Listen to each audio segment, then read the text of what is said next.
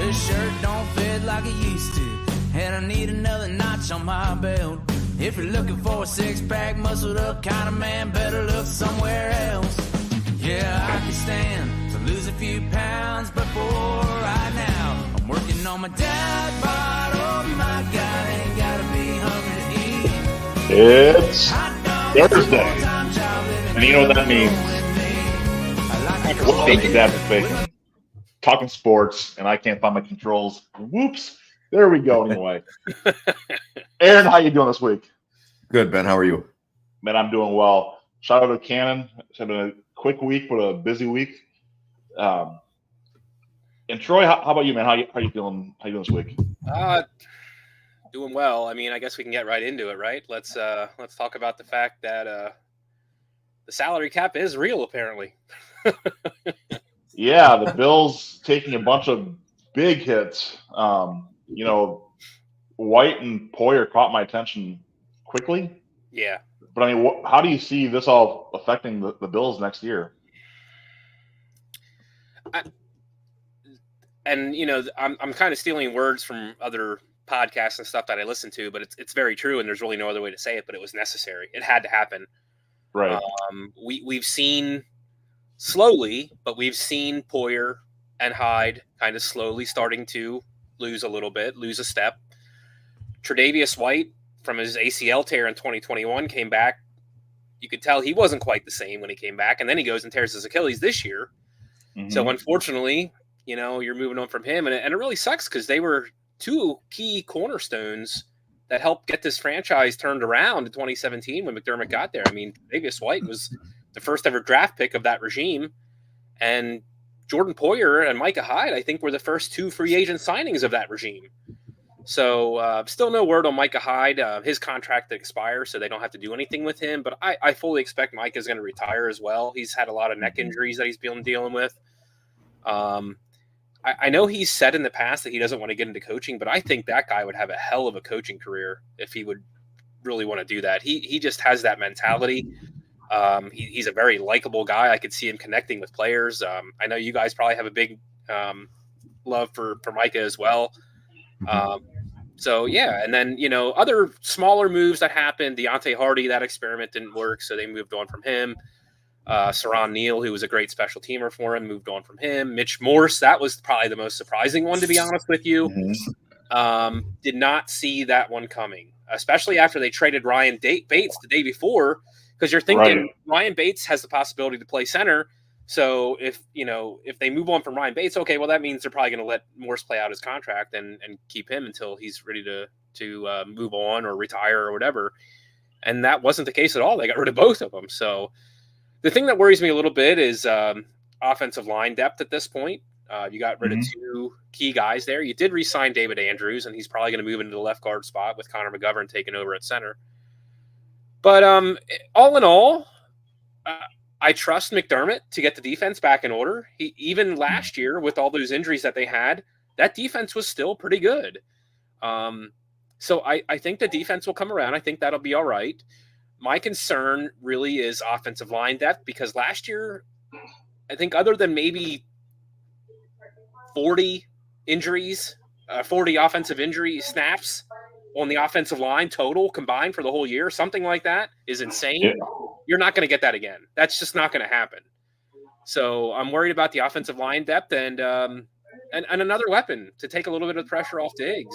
Maybe that'll be Kincaid, but I think there still needs to be another outside option. So all in all, I still think they're going to be in contention. I do think this probably makes the division a little bit tighter this year, though. Well, it's part of the course of human events. There comes a time. No, I mean, in all seriousness, it's one of those things. You look at the team, and it's the Dolphins are kind of rising. The Bills take this setback. Now, I will say this, and this is going to be my homer take of the night. The Packers O-line had a bunch of guys who, frankly, besides Jenkins, no one's really been celebrated on that entire offensive line these last few years they've been in the league. So it definitely can be done. It takes a lot of good coaching. It takes those pieces of patience. I mean, we saw what happened early in the year for the Packers offense. Same with the Bills offense early in the year. Yeah. You guys got Joe Brady there, and they took off. So I'm looking at this. I think that there's a lot there in the draft this year I like. across the O-line. Yeah, I heard it's I haven't looked into it. I'm not really a draft guru type guy, but I did hear there's a lot of good offensive line depth in this draft.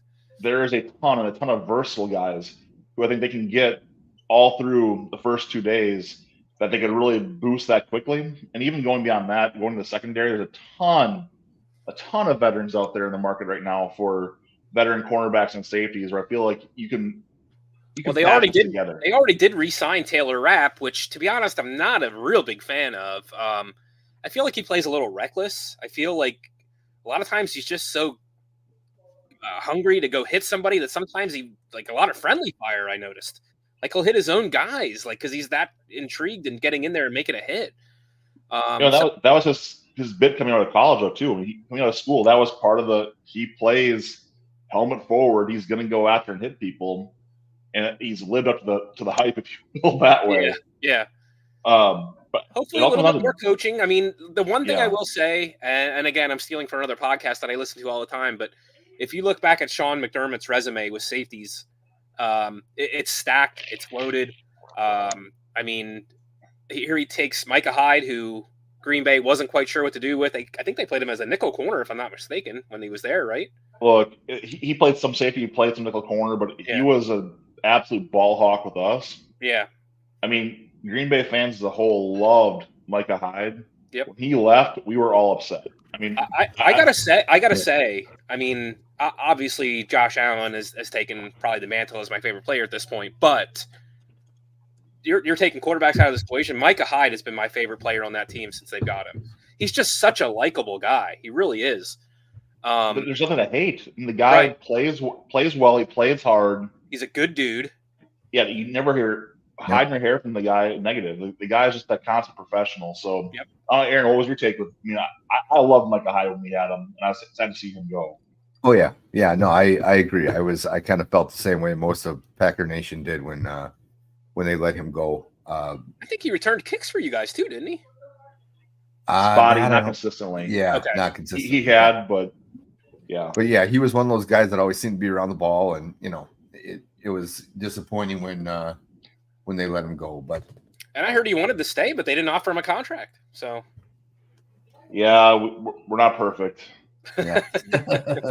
and then my other point to that was then you had Jordan Poyer, who was drafted by the Eagles as a quarterback, goes to the Browns, gets a kidney laceration there of all things, and if I'm not mistaken, I think he was still playing cornerback when he was with the Browns.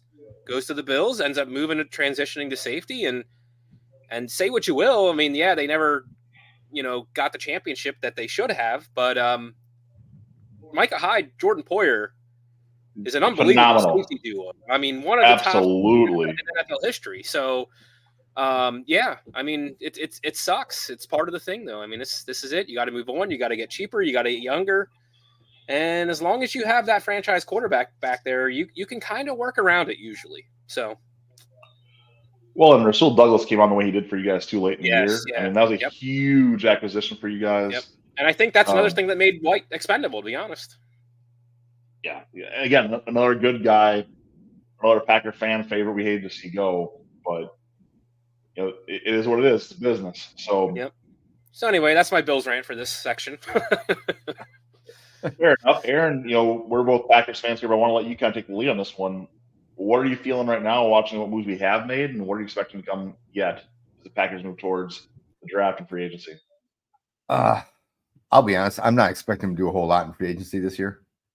I just, unless there's unless there's a couple of like defensive backs, I've heard. Right.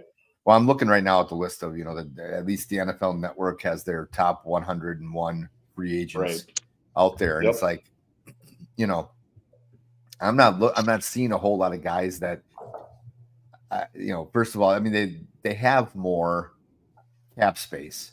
I have not seen a listing of what they're actually at for cap space right now, but I know they obviously have more than last year because they don't have the Rodgers tag hit. Or cap hit, but I could see if there's a safety, this Chauncey Gardner-Johnson is one that he's only 26 years old. He's one that they might go after. I see Xavier McKinney is another one, 25 years old, but those guys are probably going to, want a lot more money. Stephon Gilmore is a guy that's available, but he's 33, and they passed on an opportunity to get him a couple years ago. So I think they're going to be more content to, focusing on the draft and as usual. And I shouldn't say as usual. I mean, Gutekunst has been a lot better than they were previously, but now I'm not expecting a lot. I'll be pleasantly surprised if they go out and get a few guys, but I kind of feel like they're going to be focused more on the draft, and then maybe, depending on what they get in the draft, look at the rest of the available free agents and kind of, fill the holes where they're needed, at that point. But I don't see them going out and getting a big hitter. How about you? I think the big thing here is going that 4-3 defense. And that's the piece that I think to me is the biggest transition for us as Packers fans, looking at what we're going to do on the draft. We have a lot of picks, and we could probably get some more if we really wanted to. But the reality here is the Packers love those draft picks, but right now we showed that we are somehow early in our development. We are ready to compete now, apparently. I mean, it's well, they should be. I mean, I think they showed last year, at least at the end of the year, at the end of the season, you're 2 minutes away from being in the NFC Championship game. And if they had made the NFC Championship game, I believe they would have gone to the Super Bowl. I mean, they had beaten Detroit earlier in the year. No reason why they couldn't go back into Detroit and beat them again. Mm-hmm. I think they're further ahead than they thought. And I think now granted, we'll have a harder schedule. They'll have a harder schedule this coming season, or theoretically you'll have a harder schedule. Right. So you'll see, maybe there's a setback, kind of like you saw with maybe the Giants might be a horrible example. I don't think they'd be that bad if they had that big of a setback. But, I mean, I could see them easily going, 9-8 or 10-7, this coming season based on the schedule that they have. But then again, you got the more aggressive, you got Hafley, the more aggressive, defensive coordinator who loves to play the press coverage and that kind of stuff. So, I can see their defense being significantly better as long as they can fill some of those holes at safety and things like that. Yeah, I'm really curious how we use the edge players. I mean, looking at outside linebackers and DNs, how we utilize the current skill sets as well as new ones coming in. And I look back, like Aaron Campman, once upon a time was a great 4-3 DN for us, was miscast as a 3-4 outside linebacker. Yep. And so I think we're going to see some of those same experiences here to transition defenses where some guys we like may no longer fit what we're doing based on the scheme we're playing. Yep. Yeah. That happens. A defensive end and outside linebacker are two totally different positions. And I seen it too. I remember, I think it was when Chan Gailey came to the Bills, and whoever they hired at defensive coordinator switched to a 3-4. And I think it was George Edwards or something like that. But anyway, here you got Chris Kelsey and Aaron Schobel, who were, 270, 280 defensive ends, whatever they were. And now you're switching them to 3-4 outside linebackers. And it's all great if they're in rush mode, but what if they have to drop back in coverage? It's not the same thing. So, well, exactly. Yeah. But the same topic though is that Rashawn Gary going to a 4-3 outside linebacker is miscast. He's also undersized for a 4-3 DN. Yep. So it's kind of that. It's a very weird spot where Rashawn Gary was one of our best defensive players last year, is being paid like it, and now you're in a system where I don't know how he fits. So I want to see how that plays out a little bit. I think that this does help us in terms of looking at, we've been weaker at middle linebacker. We've tried drafting it. We've tried doing different things. I think this lets you possibly move on from Campbell and not feel so bad about it. But Quay Walker is going to play somewhere, right? Unless they're playing at safety, which would be a mistake. Yeah. I mean, Quay is probably that middle linebacker in this defense. More than likely. Yeah. But no, I mean, on offense, A.J. Dillon's the guy that my friends, my East Coast friends, they all want him on their teams.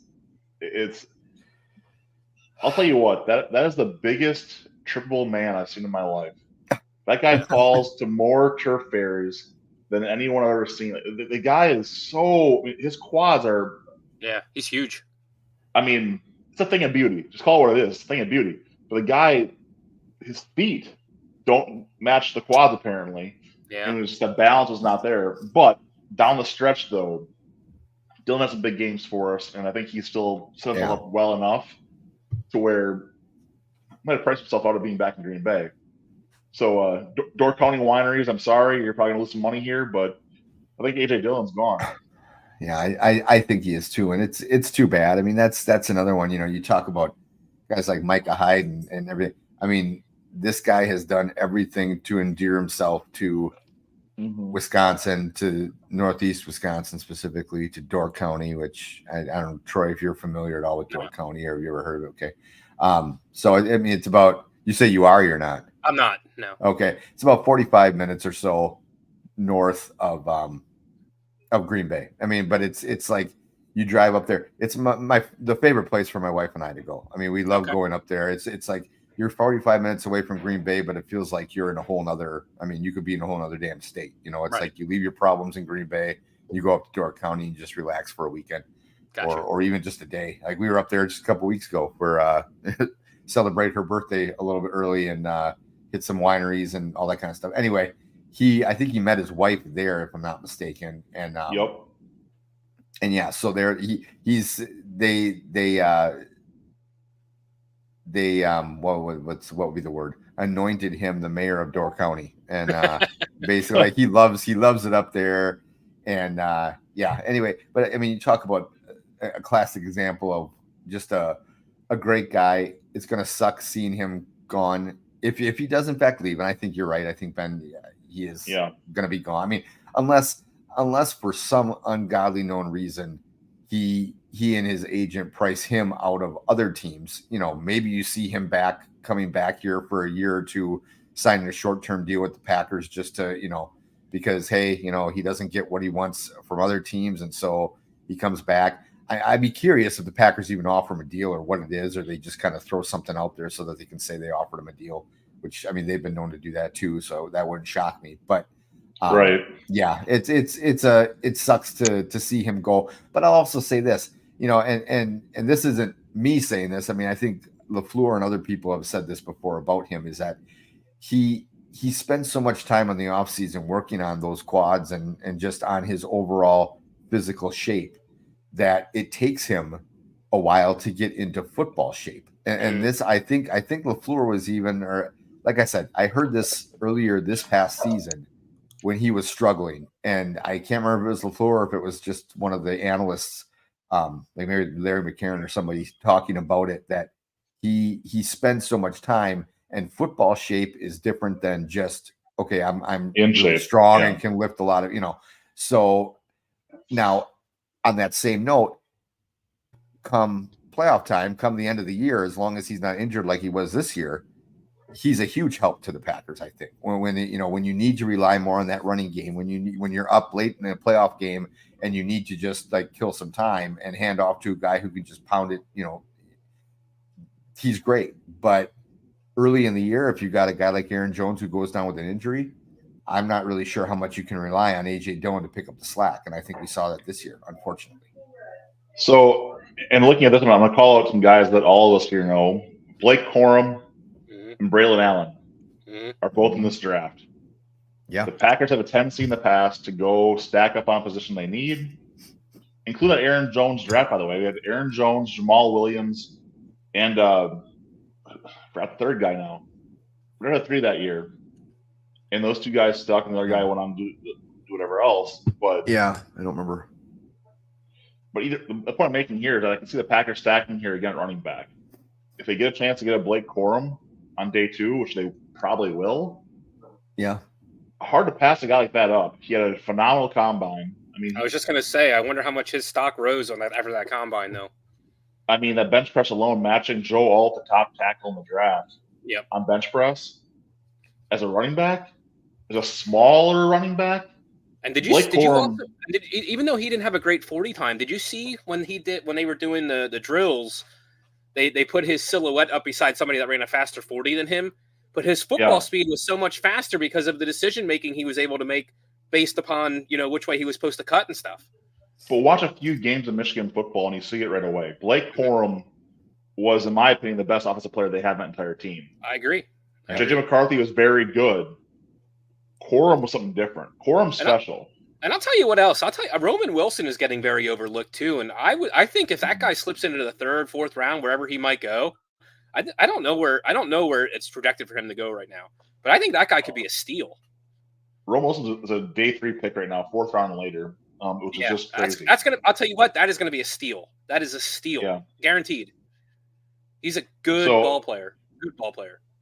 It's gonna be very interesting to me watching how this draft unfolds. The running back position is surprisingly deep to me. So the Packers will have some options. Frank Gore Jr. late in the draft is going to be available. Yeah, very productive player. Did you see all the juniors? Did you see all the juniors or sons in this draft? It is insane. Like Jeremiah Trotter, Frank Gore. I don't remember Marvin Harrison. There are so many. It's crazy. It's like rush week in the Greek Quarter. We're seeing all these legacies coming through. It's ridiculous.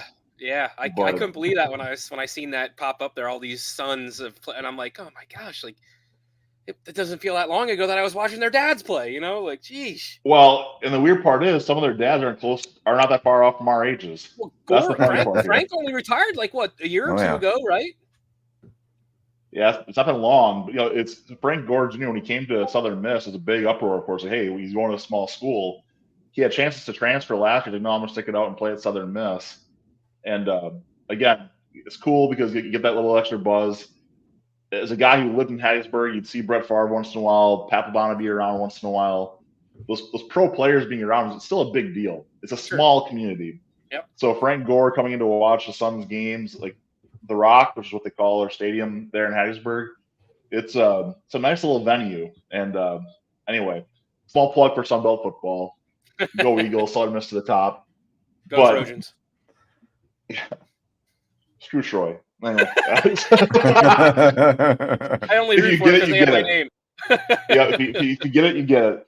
But no, outside of that, looking at back to the kind of comments before, the O-line, the tackle depth, especially in this draft. I mean, as a Packer fan, I think we're in a great spot to get a really, really good tackle late in the 1st round. The safeties is pretty shallow this year. Middle linebackers not real deep either. This is not a tight end class I like a lot. But I've already gone at length on my feelings with this quarterback class. I think they're not as great as they're played up to be. Agreed. I'm looking forward to the Bears screwing their future up again. So with the Bears in mind, I'm going to go play that right away, guys. Do you believe it's a mistake or the right call to trade Justin Fields right now? Troy, I want to start with you, being the outsider looking into this. Yeah, I don't think it's the right call because I don't know that any of these guys are better. Let's put it that way. I will tell you that if I had to put my money on one of them, I probably would go with Daniels, to be honest with you. I think he's got the most potential out of all of them. Caleb Williams is just, I don't ever see him not being a head case. And I think it's going to I don't think it's ever going to go away. And it just as a look, okay, let's go back to, how about Johnny Manziel? How about that guy? Sure. Head case. That's what he was. Head case. Jamarcus Russell didn't, you know what I mean? Lazy, didn't care. And I get this same feeling from Caleb Williams. And, I don't think it's the right move. If I were them and I was going to do anything, I don't know if McCarthy sneaks into the 2nd round because he had a nice combine too. Mm-hmm. But I would look at something like that. Like keep Fields, get somebody better, or trade something. Even if you trade back late in the 1st round, something, and get another quarterback that, if things aren't working out with Fields, you can move him maybe even mid-season and see what you have. I don't know. I don't think anybody in this class is better than Fields. And I would just probably stick it out with Fields one more year. Yeah. And hope you have somebody better next year to if things don't work out. That's what I would do. So what I hear a lot from Bears fans that they feel good about this team, like they can compete this next year. I'm like, whoa, pump the brakes for your Bears fans. I don't think so. Reality is they're still a top 10 pick next year again too. More than likely. In my opinion. Yep. If I'm the Bears, I'm trading back, keeping Fields. Yep. Try and get Marvin Harrison if you can, and if not, stock that O-line up and give Fields a chance. Give the next quarterback a chance. Maybe give the next head coach a chance to pick his own quarterback. Yep. Let's not kid ourselves. Eberflus is gone for this next year. Yeah, unless they pull out some sort of miracle. Which the Lions look good, the Packers look good, the Vikings are the Vikings. Yeah, the Vikings are probably going to take a step back this year, so we'll see. They will, but the Bears still lose the division next year. Also, Aaron, what do you think? More than likely. Well, yeah, okay. So there's two ways to go at this. Number one, the Packer fan in me says yes, please trade Fields, and go ahead and draft Caleb Williams, which will be the biggest joke. And I can laugh my ass off for the next 5 or 10 years. But what I've said, and I've said it, I think the last time a couple weeks ago when we had Brandon Combs on the show from Chicago, and we were talking to him about it. And I said this, and I mean this honestly. As much as I enjoy beating the Bears, I like beating the Bears more when they're good. Of course. I'm tired. I mean, Troy, you know. I mean, you look at some of the rivals for the Bills. I mean, whether it's the Patriots or the. Well, look at the Dolphins. The last 2 years have given the Bills a run for their money, and those games have been fun to watch. Exactly. Yeah. It's everyone talks about, and I still, yes, I'm completely biased, but I still think the Packers Bears rivalry is the best in all of sports. However, it's not from an outside fan who isn't a fan of the Packers or the Bears. None of them give a shit about that anymore. That rivalry right now, and I don't blame them because it's been so one-sided for the last 3 decades, basically, with a couple seasons here and there where it's the Bears are competitive or maybe even better than the Packers for a little bit. So I'm interrupting you for a second here. Yeah. I'll go 50 years. Packers Bears has not been relevant for 50 years. Because that's true, because before the Packers started dominating, the Bears dominated them for 20 years. Decades. Yes. Yeah. So good point. So you're right. That's a good point.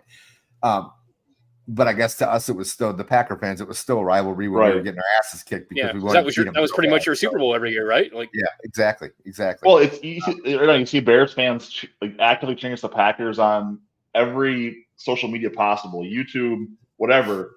And I love watching the videos because I laugh every time so heartily at these Bears fans getting mad at the Cowboys, mad at whoever it is we're playing. Did you share? I think my wife may have showed me that there was one not too long ago where it was a Bears fan cheering for the Cowboys in the playoff game where and he's going and he's like you would think he was a Cowboy fan. Again, they got a quarterback. Yeah. Here we go. It was hilarious. But again, I totally expect the Bears to screw this up. And like Brandon has said, like most Bear fans have said, until this organization gets a new ownership and new leadership, they will forever screw up quarterbacks. Now, granted, with everything we've seen for the last few months, the last 6 months with Caleb Williams, I hope they screw him up. I'm sorry. I normally don't do that. I'm normally not like that, but that kid's a punk. I'm sorry. And some of the stuff you see, you're like, okay, did he even really say, did he really say he wants part ownership of whatever team drafts him? Did he really, there's certain things I'm not really sure if I believe, but if he said it, he's a jackass. And you haven't done a thing yet. You haven't done a thing. If you come in and you win 2 Super Bowls for the Bears, and then feel free to go to Virginia McCaskey, or I think isn't it Virginia? Is that her name? I think so. Yeah. Well, the vampire from according to Brandon Combs, But yeah, by all means, go to the McCaskies and you ask for part ownership of the team. But until then, keep your damn mouth shut and just come in and play. What I think they should do if I were a Bear fan? Yes, you keep Fields. Here's the thing too. I think we've seen now. Granted, in the last decade, most of the teams that have won Super Bowls have had top-notch quarterbacks. Yep. Including obviously the Chiefs right now. But we've seen teams win without, Hall of Fame quarterbacks. I mean, you've seen Nick Foles win one for the Eagles. I think what they need to do is what the Bears championship teams in the past have done best: play defense and run the ball. Chip team. in the Super Bowl era. Okay, yeah, okay. No, but I have to quote. I know. But in all seriousness, I mean, I think you could still win. Now, granted, it's a different league than it was in '85, but I think you could still win with a top. I don't think you're going to build a dynasty, but I think you could make a run. You know, true, exactly. And I think all the Bears won is. I mean, I think they'd be happy with one damn Super Bowl in the you know, for the next 20 years if they could. You know, I think they'd be pretty happy with a freaking championship game appearance at this point. You know? Well, yeah, I was going to say. Yeah, I mean, exactly. So.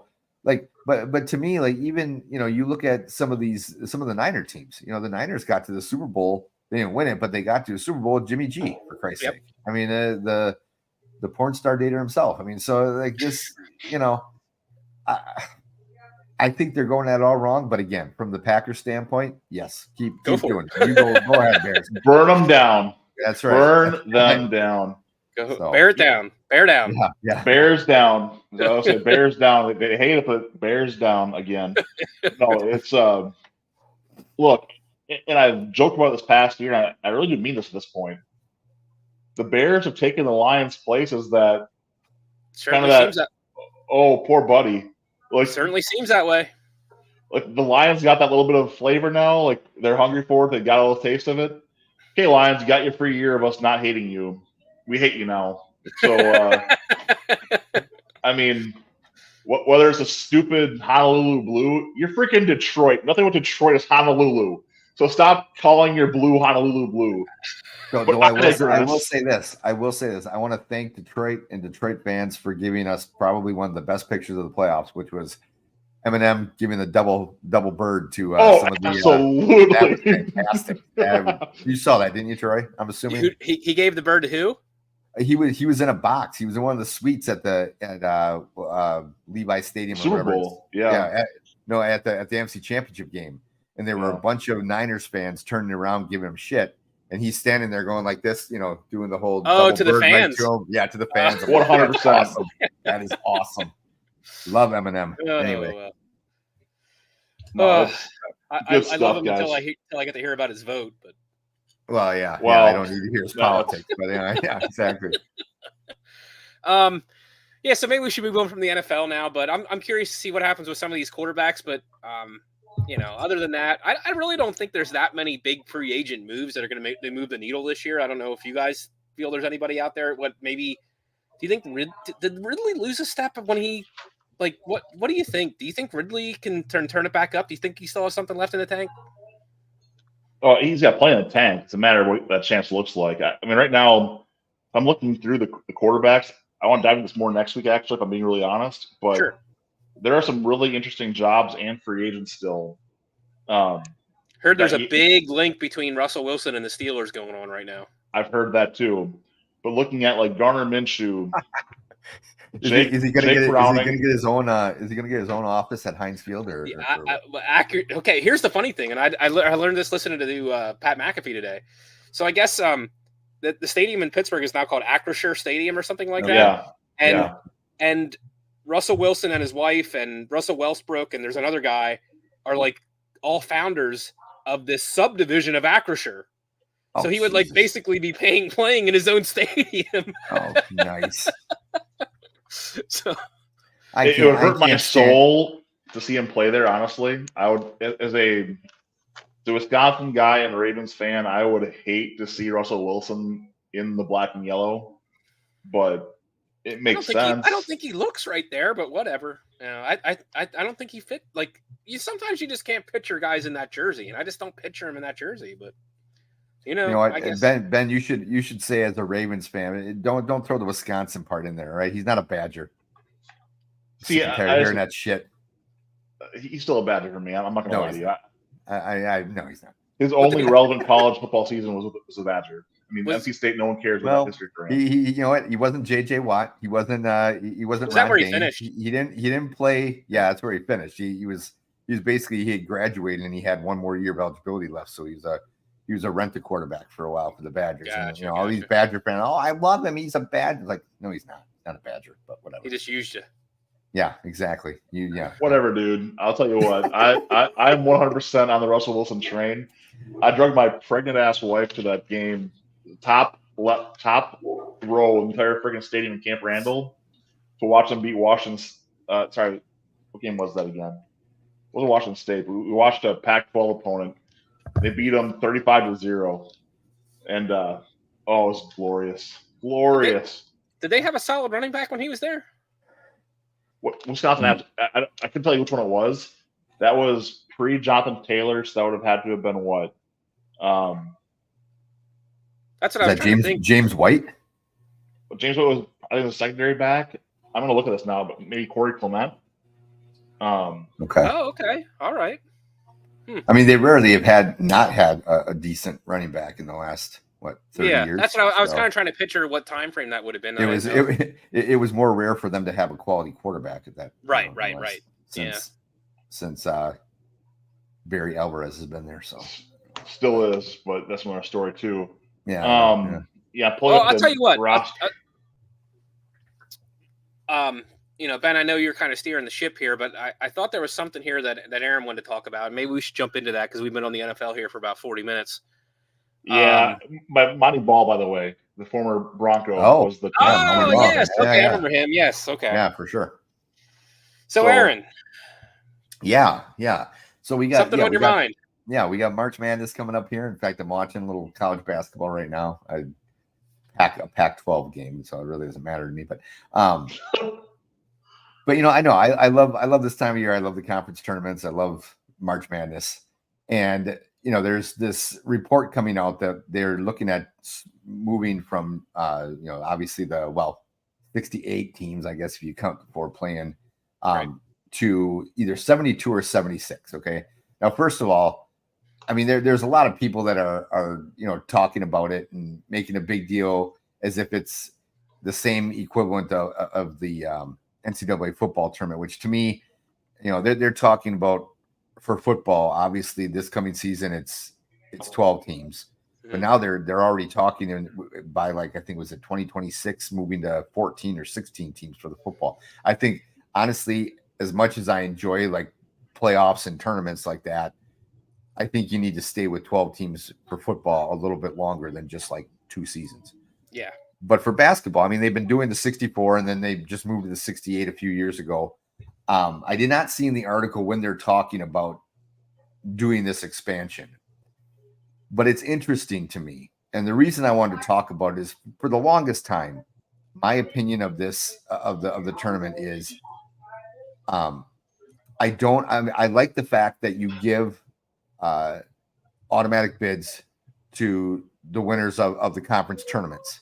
However, to me, I do also think, and maybe this is because I'm a Green Bay native, so we have UWGB here, and UW Green Bay has always been in one of the lower conferences, to the point where there were a number of seasons I remember growing up watching right after Tony Bennett and Dick Bennett left. Yeah, there were a number of Jeff Norgard. Yeah, Jeff Norgard and all those guys.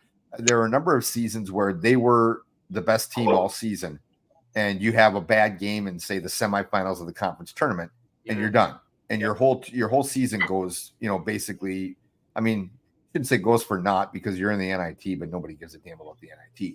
So I've always thought, you know what, why can't we reward those that go through the grind of a regular season and win the conference title, an automatic bid also, which you're looking at right now. So you're looking at there's 32 Division I conferences that have tournaments, or I think there's still one that doesn't have. Maybe is it the Ivy League? Maybe that doesn't have a conference tournament. So then their conference, their season champion is the one that gets the automatic bid in that particular case. So if you take, if you move it up to say 72 or 76 teams, it really doesn't matter. You could technically give an automatic bid to both the season winner and the conference tournament winner. And if the same team does both, I mean, there's been a number of years where Gonzaga's done that, where they roll through the regular season and then they roll through the tournament. Well, then that gives you a higher, it factors in, maybe gives you a higher seed and that kind of thing. But if you have 76 teams, then you could also say, okay, so if there's a team that wins both the regular season and the conference tournament, then that just means there's one extra at-large bid that's available. Right. for the longest time, I've been in favor. I've always said, and this might be a little extreme, but I've said, let's just double it. If you go from 64 to 128, you're only talking one extra game, one extra round. It's not like you're talking a whole extra weekend. It's one extra round, one extra game, and then you could easily do that. So I'm going to point here a little bit. What's your thought here? If I were you, if I were in that position, do away with the tournaments for the conference. Then, if you're gonna go double the field, just why have the conference tournament? It's already kind of pointless to me. It's a money grab. I mean, what else are we really gaining besides an automatic bid for a random school? I agree with you. Regular season should matter. Why are we sitting here playing 30 games and it doesn't mean jack besides your standings in your conference tournament? It's stupid. So to me, I'd rather see us look at this and use those champions in the regular season to be an automatic bid regardless. You can double the field, I don't care, but forget the conference tournaments. It's a nice banner, but it doesn't mean anything either besides a bid to the tournament. So the other part, going back to football for a second, though, I have for a long time been a proponent of give us the conference championship games as a playoff game. Only conference champions play in the actual playoff. You can't win your conference. Why are we a national title? I can't stand the idea of if you lost to 13 other teams in your conference, why are you a national champion? Forget you. Like that's my feeling. We're going to these mega conferences anyway. Give me 8 conferences, call their title game a playoff game, 16-team field, off we go. See, and I think that'd be easier. That's easier to do in football. I mean, just because there's less teams. Right. I think right now, when I was looking up this particular article, there's like 351 Division I basketball teams out there, in spread out amongst 32 different conferences. So, I don't mind that idea for football. But I think, to go back, let me just make one quick point, and then Troy, let's get your take on it. With college basketball, I mean, I think first of all, you're not going to get rid of the conference tournaments. Just like you said, it's a money grab, and no one ever adds stuff and then takes it away. So, to me, and I don't mind the conference. I mean, I can see your point in terms of thinking that it's pointless. But then again, if you're a team that had a crappy first part of the season, I mean, look at the Badgers. They had a great first part of the season. What if you had a guy that was hurt at the beginning of the year? Well, exactly. Right. You can at least still look to your conference tournament and go, okay, you know what? We were out of the regular season a long time ago, but now we have everyone back. Maybe we can make a run and still get another automatic bid, that kind of thing. So I don't know, Troy, what are your thoughts on the expansion? No, at first when I thought about it, I didn't, until you just said 300 or whatever teams were involved there, I didn't realize it was that many. Yeah. So that being said, I guess I'm not as opposed to expanding it as I thought I was. No, Aaron, I think I agree with you. And Ben, I do see where you're coming from, and I do agree with that as well, that it's not the conference tournaments kind of are silly. But if we're going to have them anyway, let's use them. So let's have a regular season champion and a conference champion and conference tournament champion, and let's put them both in. And if it's the same team, great. Then that just means somebody extra gets in that, wouldn't have had a chance to get in. And it rewards the regular season. It rewards the conference championship. And, so if there's 32, so at most you would have 64 if you had vice versa, Well, right, I guess not. Right. I guess technically not, because you said there's one team in there that doesn't have a conference tournament. So, yeah. So, I mean, technically speaking, technically right it would now, only be 63 spots. Yeah, exactly. So, yeah. But more than likely, you're going to have at least, 15, 20 of those teams that probably win their regular season and their tournament, Yeah. No? You disagree, Ben? But reminder here, guys. Well, reminders that a lot of conferences aren't 10 teams anymore. A lot of them are 16 to 20 teams, especially during basketball. So you don't necessarily have that high of a number of automatic bids, even so. So I can see it going both ways. Here's what I'm trying to tell you, I guess. Here's the thing that I hate, and this doesn't really have to do with the field per se, but when they added those 4 extra play-in games, when those 2 extra play-in games and the 4 extra teams, Yep.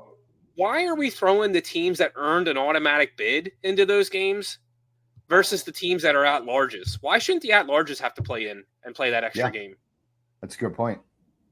Yep, I get it that sometimes they're stronger. I understand that. Yeah. But, I mean, those teams earned an automatic bid for a reason, and now they might not even make it to the first round because they have to play this stupid play-in game. Like, see, one of the things. Well, let me just say this real quick, Ben, and then one of the things I hate about the whole play-in tournament thing is, to me, if you're going to have basically you're telling me that the 4 teams that are in the play-in are numbers 65 through 68. Yep. I mean that's what you're essentially saying. They weren't good enough to get in guaranteed, so we're going to give them a chance, one more little chance if they win this game. But sometimes it's an 11 seed play-in. Exactly. I don't understand that. To me, it's like, why aren't you playing for the 16 seed in every single bracket? Right. You barely made it. You're being given basically like a second chance from the, you're being given a some clemency or whatever you want to say here, and you're given an opportunity. But then if you win, all of a sudden you're an 11 seed or you're a 12 seed. I never understood that. I was like, but again, that's the ass backwards way that the NCAA committee sometimes does things. I don't understand a whole hell of a lot they do a lot of times. It's kind of like the WIAA here in Wisconsin. Well, right. Yeah. Let's not get started with them. Okay. Go ahead, Ben. Sorry. No, you're good. I mean, look, it's end of the day, we all love this time of year, right? We all love basketball that means something. Yep. Kids playing their hearts out to play the game the way it's supposed to be played. It's not the rigmarole we see for the regular season in the NBA. It's not any of that. This is pure basketball we're going to get to watch. With that said, I think that we have to continue to measure whatever we're doing with a grain of salt to say we want the same product, right? We don't want to lose Cinderella. We want to keep having these things to cheer for. We want to be special. All of us have said bowls don't mean anything anymore because there's so many guys in the bowls that no one wants to play in them. Yep. We cannot risk the tournament becoming that because the tournament is too special to too many of us to let that become diluted to that extent. But that being said, I get where Aaron's coming from. But do you think that would happen because you're in the bowls? There's no chance for the national championship. In the tournament, there's still a chance you're making a run to the national championship. Yeah. So I don't know that would necessarily happen in the tournament.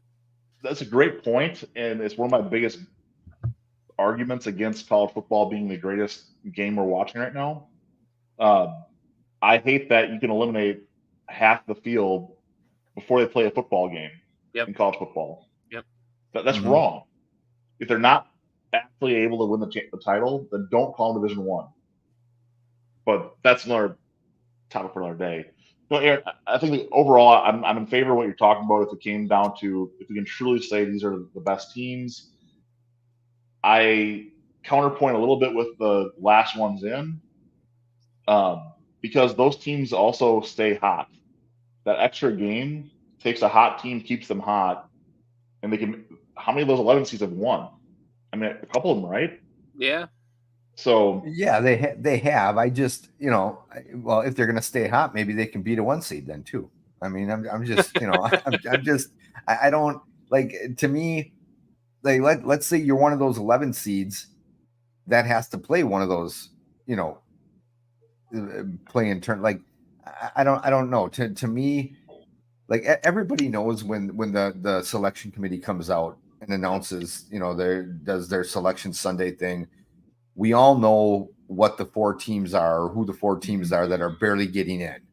So if you're one of those teams that has to play one of those play-in teams, aren't you looking at it going, wait a minute, we earned our way in here, and here we have to play an extra game to get in? Like, that doesn't make sense. That's what doesn't make sense to me. Yes. You're not picking 8 play-in teams. You're picking 4, and then you're sticking them against other teams that supposedly had earned that ranking and automatic bid or whatever. That's what kind of bugs me. I think that's let's not kid ourselves. That UNC Asheville team is not as good as that 11 seed Syracuse. That's not the point, though. I don't think that's the point.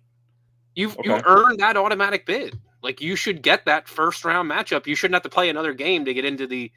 I know they say that it's I know they're not calling it the Playing anymore.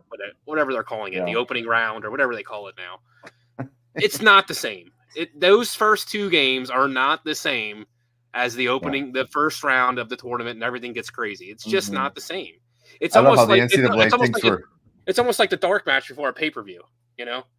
Yeah, I love how the NCAA things were just all stupid. Like, oh, well, we'll name it something else, and you'll never know. Right. Yeah, because we're all a bunch of morons. Yeah. Don't look. I didn't do that. Whatever. Anyway, I tried to give you a transition there, Ben. You did, and you did well. It's all good. All right, so with that said, let's switch gears here a little bit. And this past weekend, we had a really great event. I'm not sure if you guys got a chance to catch on the headlines here at all, but we had a great time with AEW Revolution. Some of you who are wrestling fans or have watched it in the past know Sting has been around for 40 plus years in the business. Phenomenal man, phenomenal wrestler, phenomenal last match. I guess, Troy, Aaron, did you guys catch any of this at all or any of the highlights? Like I said, I seen bits and pieces. I did see the interview, as he went off air. I did see that, or I guess we call it a promo. It wasn't really an interview. Nobody was interviewing him. I thought it was pretty cool. He called a couple people out.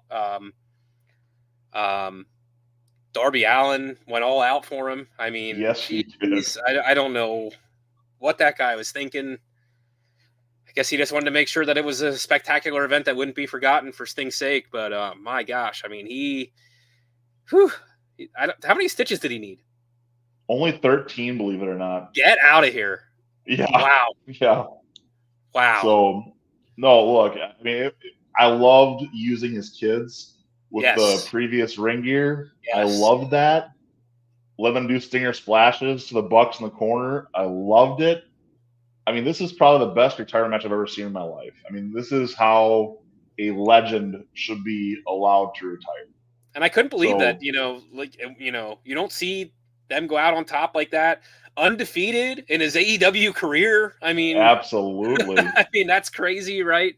Yeah. I mean, what an icon though. Like, I mean, to think that this guy got into the business because it wasn't working out in the bodybuilding industry or whatever, and he wasn't getting a look in that industry. And good old Rick Bassman, who, found Warrior and John Cena and all these guys. And here it is, like you said, 40 years later, and this guy has come to love wrestling and put his whole heart and soul into the business. And you just don't hear anybody in the locker room say anything bad about the guy. Nothing.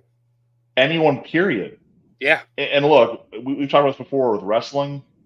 It's rare to have a guy go through their entire career with not anyone having something bad to say about the guy. Yep. Sting is the exception to that rule. Sting has been the consummate professional, the consummate good guy behind the scenes. I mean, he's been a heel, don't be wrong. He's been that good man. So he's not an icon, he's the icon. Yeah. Sting, thank you, Stinger. We appreciate what you did for us, man. Like he made my childhood awesome. I loved watching Sting through my course of my life. And yeah, I mean, I'll tell you, the only reason up until the NWO got hot, the only reason I ever watched WCW when I did turn it on was because of Sting. So he was so stinking good, man. Like he didn't have a bad match. He was just charismatic. He was charismatic as hell. You couldn't not watch him, like. But even the funny thing is, he was charismatic about saying a lot. Yeah. He didn't talk a ton. No. But you were on the edge of your seat waiting for Sting to show up, to say a word. Yep. This one, woo! Yep. Carried you. So, phenomenal there. And look, if you're a casual wrestling fan, go back and watch. If you can watch the Takeshita Ospreay match, was a blast. Yeah, a lot of fun. A lot of fun. Scary, but a lot of fun. I mean, look, I talked about it a little bit earlier today, promoing here in the bottom of the screen during our If We Were Creative, but my biggest complaint there was the false finishes after finishers. Yes, agreed. But the match was still just an absolute slobber knocker. It was a blast to watch. Great wrestling. Two great wrestlers in the match. Non-stop action, you can say that. I mean, honestly, I thought that would have been a hell of an opening match, don't you think? I would have been terrified to follow it if I was. If it was an opening match, yeah, I know. But what did follow it? The championship match, right? Which fell short, in my opinion. I mean, I know, but that's my point. Like, I mean, I think they should have put it earlier in the show so that you don't have your championship match, and God forbid if that would have been before the Sting match. I mean, but the other thing is, look at the FTR match. The FTR Mox and Claudio match was phenomenal too. Yeah. I mean, this card was a stacked. And card. was that the opener? What was the opener? Yeah, that's what I thought. Okay, yeah.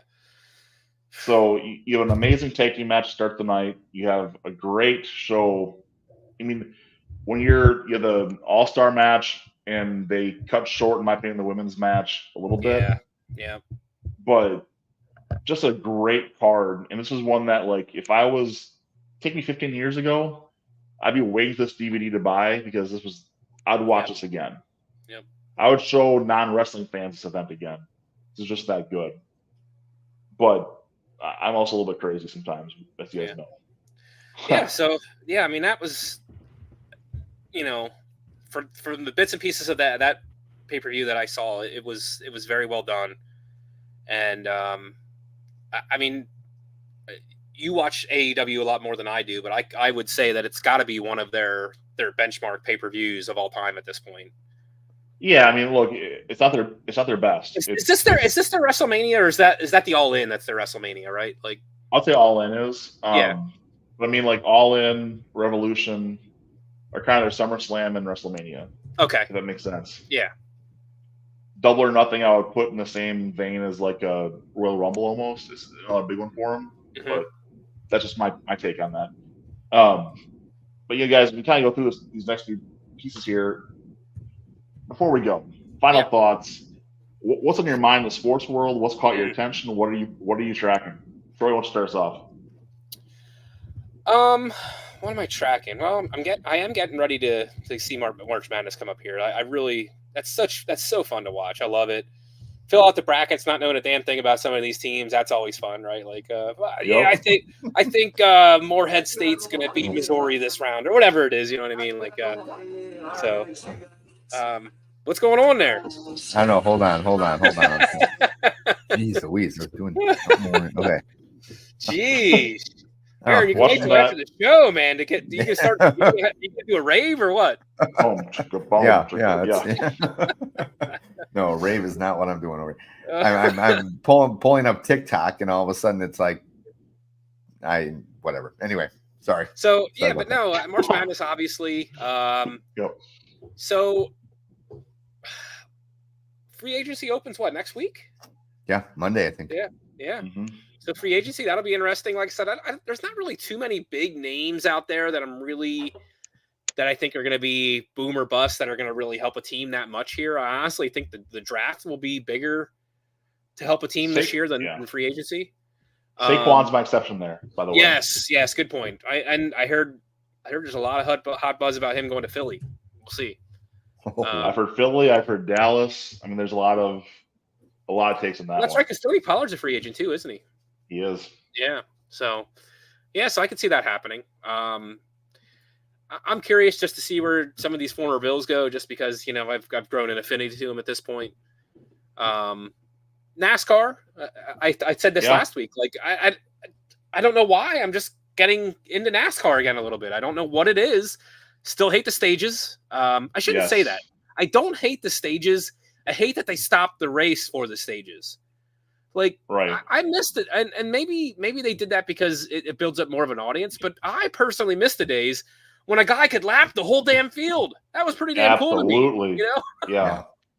When you have a dominant car, let that guy with the dominant car win the damn race. Stop stopping the race to let guys catch up to him. Like, I don't know.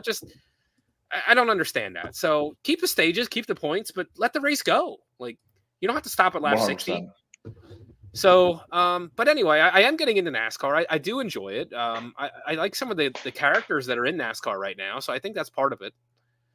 And I also like that it's not as many as all the big names that it used to be that are just dominating like they used to, like the Jimmy Johnsons and the Jeff Gordons and whatever. Mm-hmm.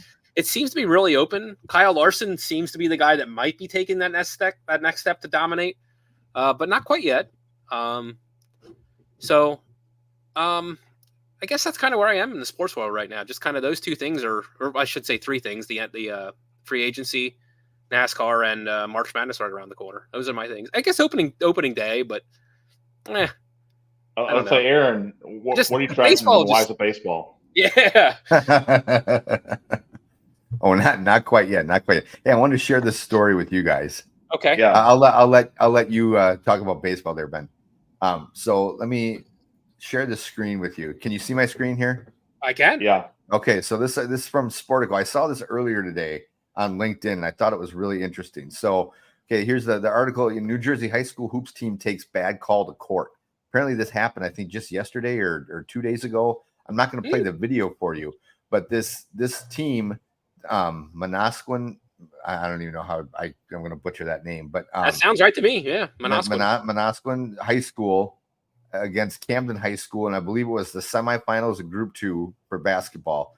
Apparently, Manasquan hit a game winner at the buzzer. It was originally called good, but then the team or the referees got together along with a representative from the New Jersey State Interscholastic Athletic Association, huddled at half court and finally decided that it was no good.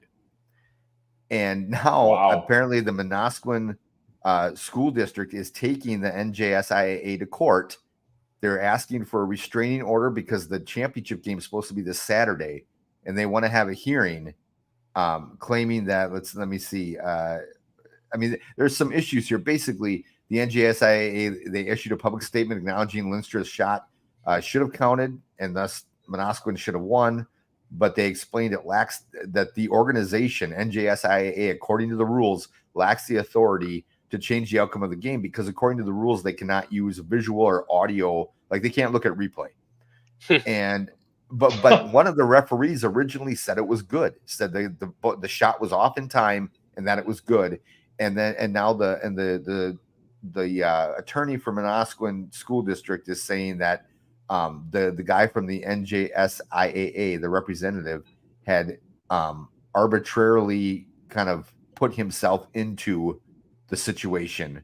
Yeah, improperly inserted himself and impacted the outcome of the game. The reason I bring this up is, I mean, first of all, I found it fascinating. No, absolutely. I could take this off now, but I found it fascinating. And so I guess my question to both of you is, how do you feel about, because there are times when you hear about some group bringing, an issue to a court and you think, okay, I agree with what they're saying, but I think going and suing is a little over the top. But at the same time, now they're saying that it's caused a horrific, heartbreak to the students, and which it could be true. I mean, some of those students may never play in college, so this is like their shining moment, so to speak, in their sports careers. And I, as someone who's never played for in like a championship or anything like that, at least in high school, I can't really relate. And usually I was on the bench when we were playing anyway, so it didn't really matter. But I found it interesting, and I think for once kind of feel like, yeah, maybe they did the right thing, if only because of the fact that it sounds like this guy from the athletic association, it's like, what the hell are you doing? Like, why are you? Now, I didn't watch the game. I wasn't there. I didn't even actually see the YouTube video that they had posted with the article. I didn't get a chance to watch it.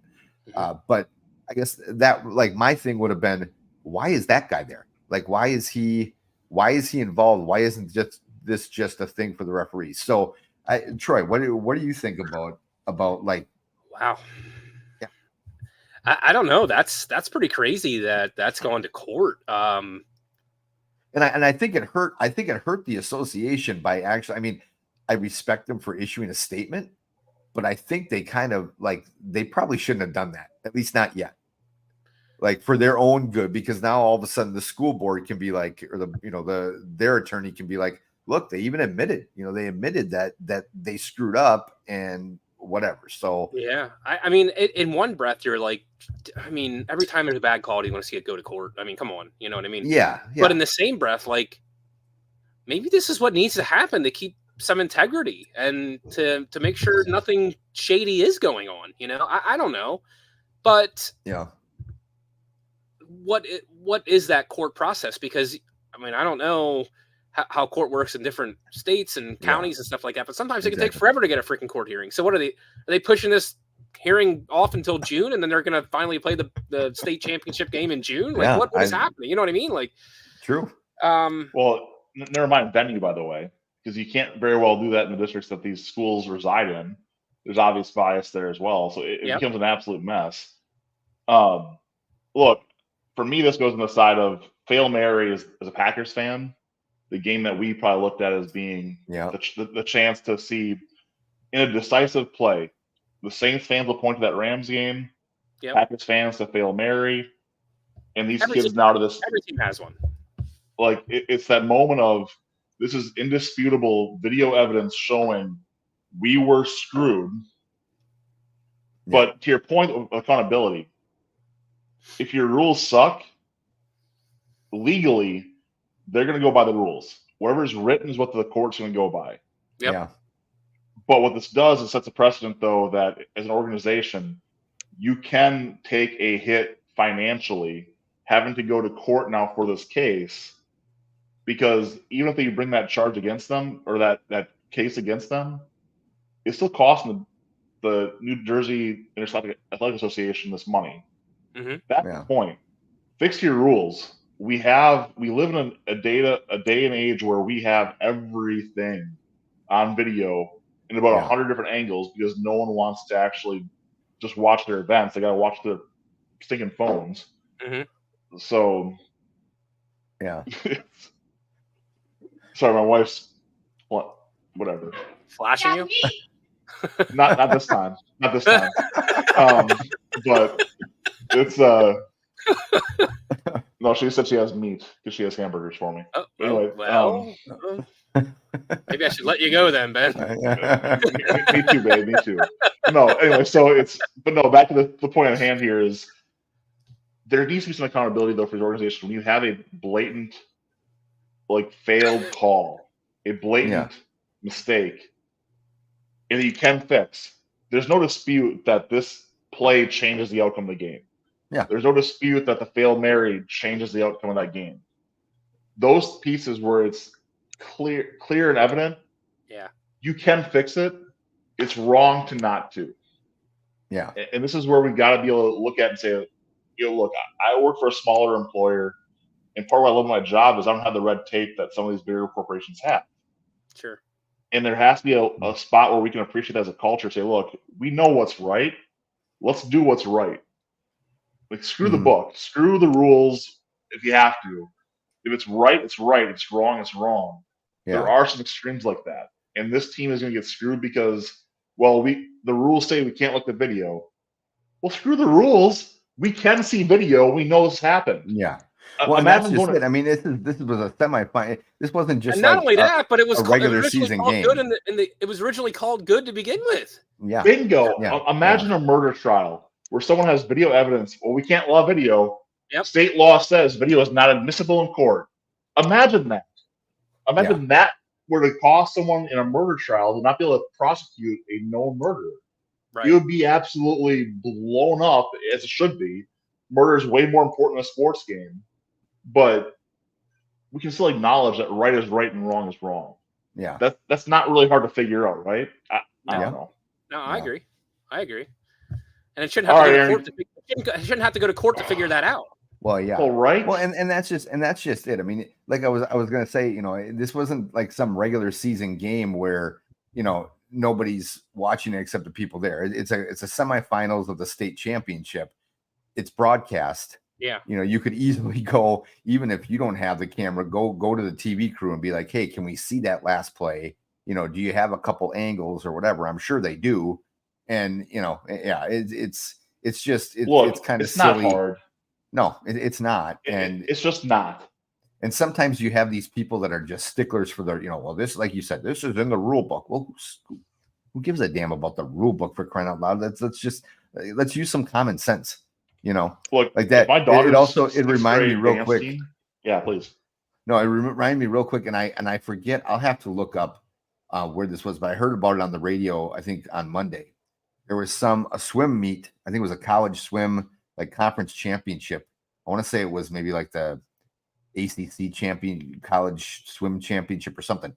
And the winning swimmer won by quite a bit, was standing up on, like what do they call it?